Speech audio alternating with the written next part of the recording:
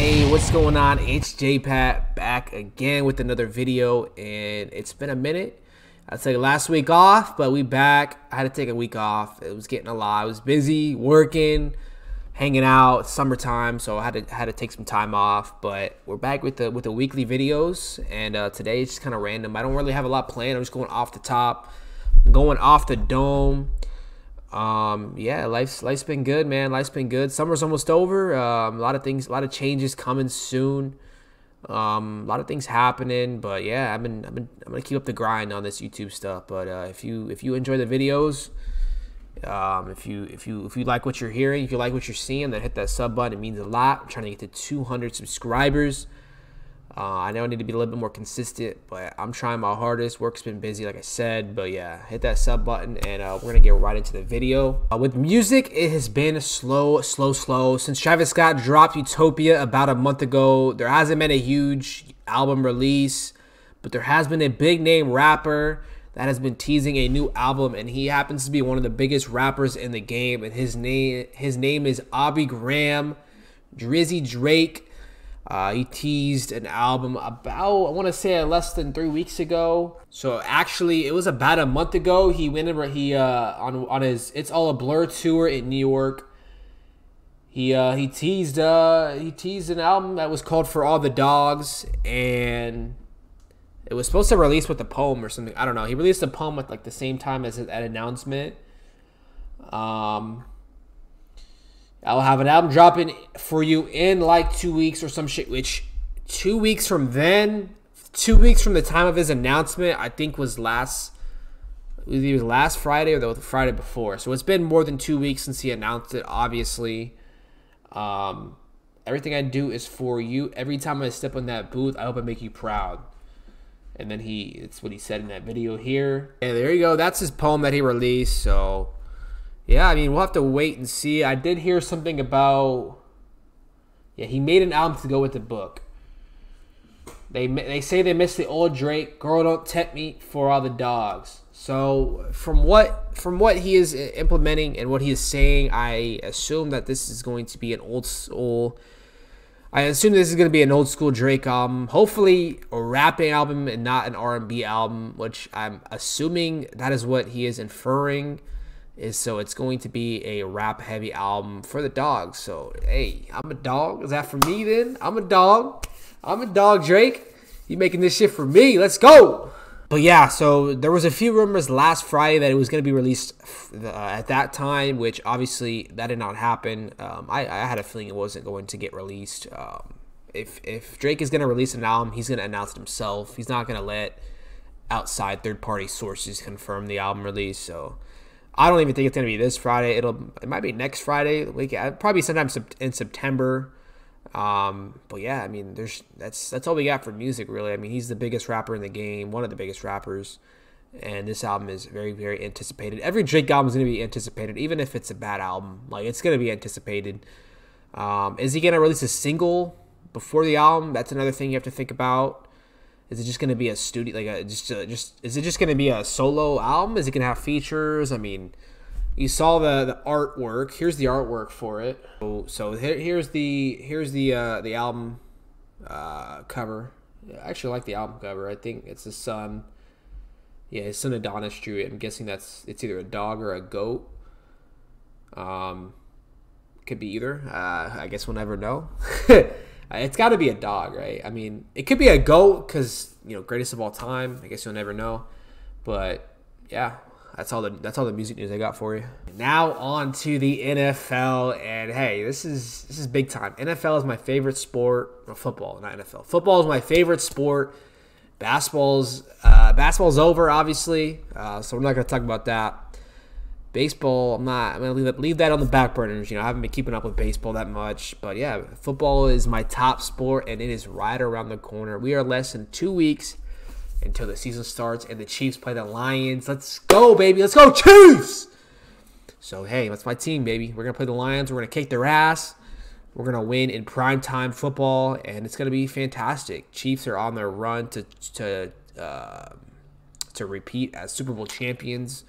And as Travis said, know your role and shut your mouth, jabroni. Woo! So yeah, and with that comes fantasy football. And last year I took a step back with fantasy, but this year it has changed. I am stepping up a notch. I have started a league.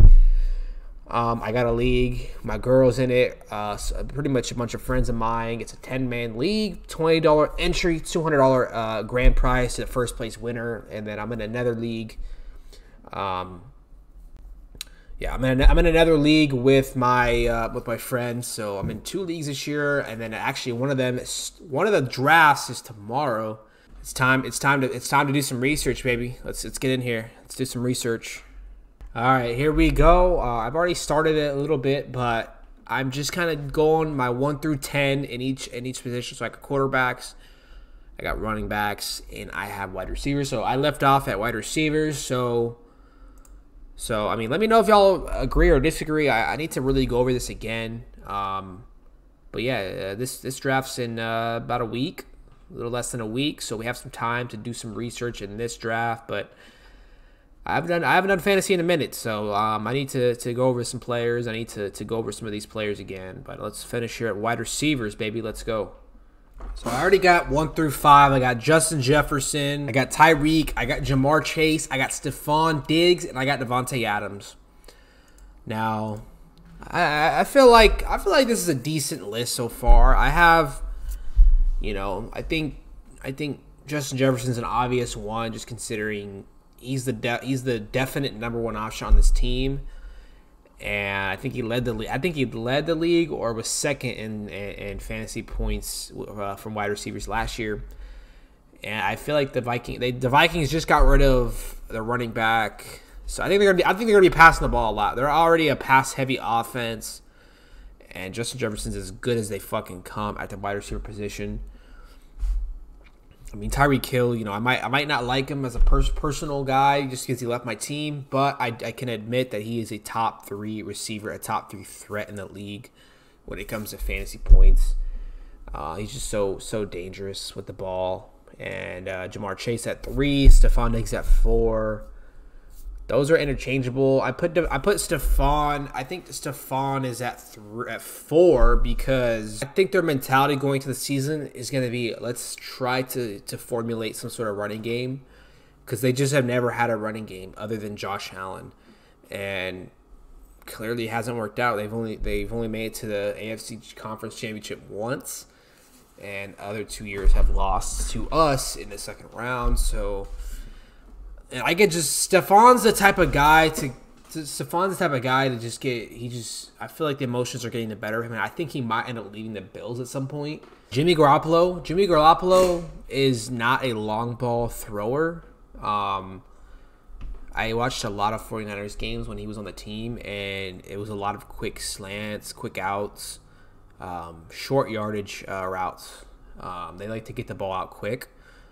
And I think that's the type of quarterback that Jimmy G is. And they don't have a great offensive line unless they all of a sudden he became better in the offseason. But, yeah, so you got that combined with Devontae's. Devontae's known for the quick game. He's not a long ball receiver. He can be. But I feel like what he's elite at is the quick routes, the short routes, the off the ball quickness, the 10 to 15 yard routes, and that's what he excels at. So I think Devontae's still a top 5 threat at the receiver position. But yeah, so that's my top 5. I think that's a good top 5. TD Lamb. You got Cooper Kupp coming off an injury, so I'm unsure of if he's gonna play in week 1. Is Cooper Kupp gonna play week 1? He has an intent to play week 1, so okay. So it's not confirmed though. I think he'll play week 1. I think it's gonna be surprising if he doesn't play week 1. Yeah, that should be plenty of time. That should be plenty of time to recover from a high ankle sprain. AJ Brown. I mean, is AJ Brown even the top receiver on his own team? He had a pretty good year too. He had 3 touchdowns against Pitt. Wow. I'm just trying to decide if it's worth, because Cooper Kupp's coming off a pretty serious injury, so he might not play, you know, the same as before the injury. It might not be the same. That's why I'm sort of leaning towards CD.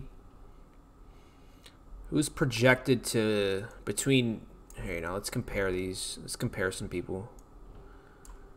This is where shit gets interesting, guys. This is why it's so fun. That's why fantasy is so fun when you little decisions like this. CD versus AJ, because yeah, I'm not picking Amon St. Brown over AJ Brown. Fuck that. So let me see here. CD's projected to hit 264. There's 227. What was the 2022 like? Wow. It was pretty even last year. It was pretty fucking even. Dallas might just pass the ball a lot more than last year, considering they lost. Yeah, they're gonna pass a lot more. They just lost Zeke. All right, we're going CD at 6. I mean, it's a toss-up for me. It's a toss-up. Now, do we go Cooper Kupp or do we go AJ? All right, yeah, we'll go AJ Brown. I like AJ Brown more than I like Cooper Kupp, but I'll go Cooper Kupp at 8, just because if he's healthy, he's a top threat. Now this gets even interesting, more interesting. We got Amon-Ra St. Brown, which I drafted him last year and I fucking traded him. Fuck. Am I overhyping Garrett Wilson and the Jets? Do I overhype him? I feel like the safe option between these three, because these are the options here for me. I think I might be overhyping the Jets offense a little bit. The safe option is DK. That's the safe option. Amon's had the most points last year. Wow, so actually, yeah, Garrett Wilson's projected to have the most this year. Huh. Yeah.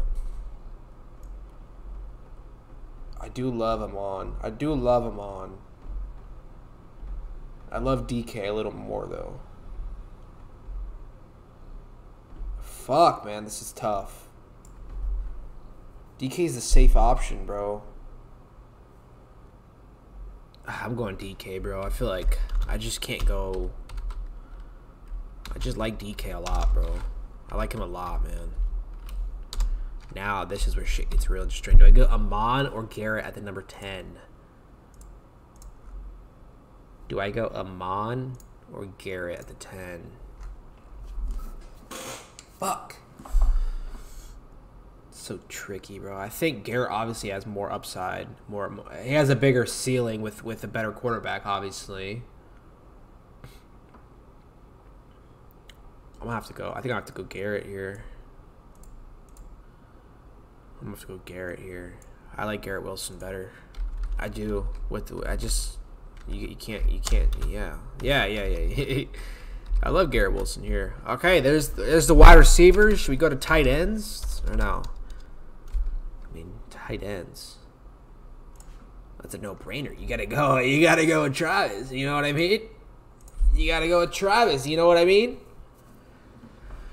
Who they got in the top 5? TJ Hawkinson, Darren Waller. Damn, Kittle's low. They got Kittle at the 5. That's disrespectful, bro. Damn, so they have Travis 4th overall.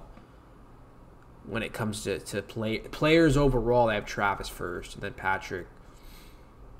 I got Patty 1, Josh Allen 2, Jalen at the 3, Justin Herbert at the 4. Josh Allen because he's a dual threat.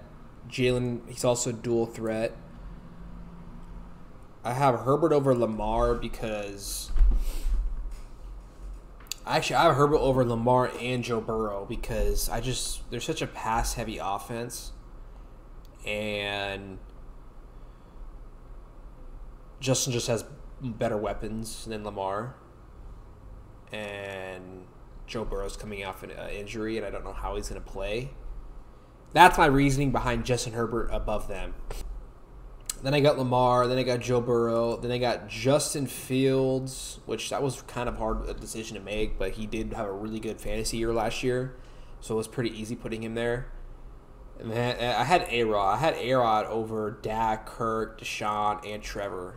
I just don't understand how. I don't understand how they have him so low, considering he's has so many more better weapons than he did on the fucking Packers. Now he has, and it's just a better team. I don't think he wanted to be at in Green Bay last year. I don't think he really did.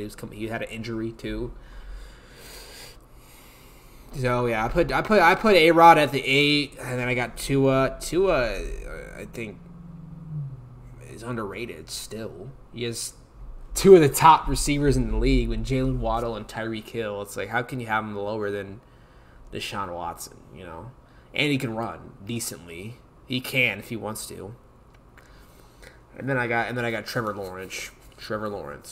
All right, let me know what y'all think, though. Let me know what y'all think. I got a draft tomorrow, and I got a draft this Sunday. So, just started my research today, so this is kind of last minute, but I just want to do a little bit on the video and tell you guys my thought process behind some of these picks. But I'm not done with this research shit yet. I'll probably live stream the draft this Sunday, but yeah, just kind of a random video, just kind of chill, laid back. Like I said, that's it for this video. Like I said, kind of a laid back, but hey, I didn't know what to record, you know. It was just kind of a slow day for sports and music, nothing really to talk about, and I happened to be doing my research for this fantasy draft, so I thought I'd let you guys look into the curtain of my notepad on my computer, and there you go. Here's some tips and tricks if you guys are doing a fantasy draft. It's been your boy JAYPAT. Hit that like button, subscribe, and I'll see y'all next time. Peace!